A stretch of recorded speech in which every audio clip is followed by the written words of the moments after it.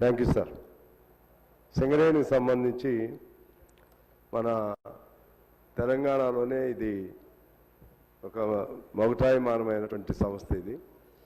ఈ సంస్థ ఇవాళ ప్రమాదకర పరిస్థితుల్లో ఉంది అనేది నేను మొన్న కూడా చెప్పాను. ఎందుకంటే అక్కడ కార్మికులు తమ ప్రాణాలు కూడా లెక్క చేయకుండా అండర్ గ్రౌండ్లోకి వెళ్ళి ఉత్పత్తులు తీస్తూ ఉంటారు. వాళ్ళకు ఆ దృష్టిలో మెడికల్ ఇన్వాలిడేషన్ అనేది, అంటే మెడికల్గా కొద్దిగా ప్రాబ్లం ఉండే వాళ్ళని ఇన్వాలిడేట్ చేసి వాళ్ళ వారసులకు ఉద్యోగం ఇచ్చేటువంటి ప్రొవిజన్ టెక్నికల్గా అంటే పూర్తిగా ఇది అవ్వాలని కాదు, కానీ అప్పుడు ఉన్నటువంటి ఆ కండిషన్స్లో గవర్నమెంట్ కూడా ఒప్పుకున్నాయి. ఇప్పుడు దాని మెడికల్ ఇన్వాలిడేషను జరగకుండా ఉండటంతో కార్మికుల్లో బాగా అసంతృప్తి ఉంది ఒకటి.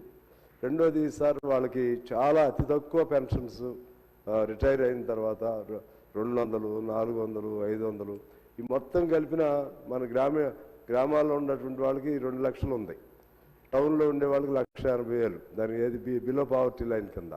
వీళ్ళకి అది కూడా రావట్లేదు. అందువల్ల ఒకసారి మేము మంత్రి గారికి వాళ్ళందరి దృష్టికి కూడా తీసుకుని వెళ్ళాం.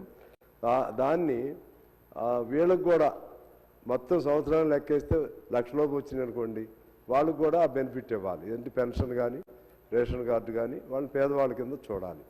అది ఒకటి రెండో అంశంగా చూడమని కోరుతున్నాను.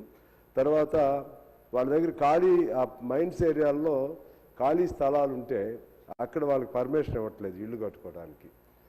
ఆ ఖాళీ ఉంది, అది ఎందుకు పనికిరాదు. ఈ పేదవాళ్ళకి ఇచ్చేటువంటి ఇళ్ళు గవర్నమెంట్ ఇవ్వలేని పరిస్థితుల్లో ఆ స్థలంలో అవకాశం ఇచ్చే ప్రొవిజన్ ఉందేమో అడిగాము, అది కూడా చూడాలి. 3.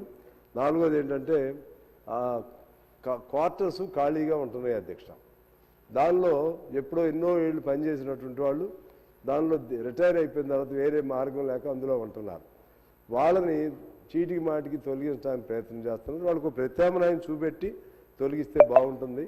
అలా కాకుండా, ఎందుకంటే సంస్థకి మొత్తం లాభాలు తీసుకొచ్చింది, కష్టాలు పడింది వాళ్ళ సంక్షేమం పట్టించుకోకుండా దిగిపోయిన వెంటనే ఎద్దు చచ్చిపోయింది బయట పడేసింది అనే పద్ధతుల్లో కాకుండా దాని మీద అత్యంత శ్రద్ధ పెట్టి ఆ సంస్థను ప్రభుత్వ రంగ సంస్థ దాన్ని కాపాడుకోవాలి. ఆఖరిది 5వ పాయింట్ ఏంటంటే, ఇవాళ కోల్ కూడా కార్మికులు తీయకుండా కాంట్రాక్టర్లే తీసే విధంగా ఇచ్చేస్తున్నారు. దాంతో సింగరేణి మనుగడికే ఇవాళ ప్రమాదం వచ్చింది.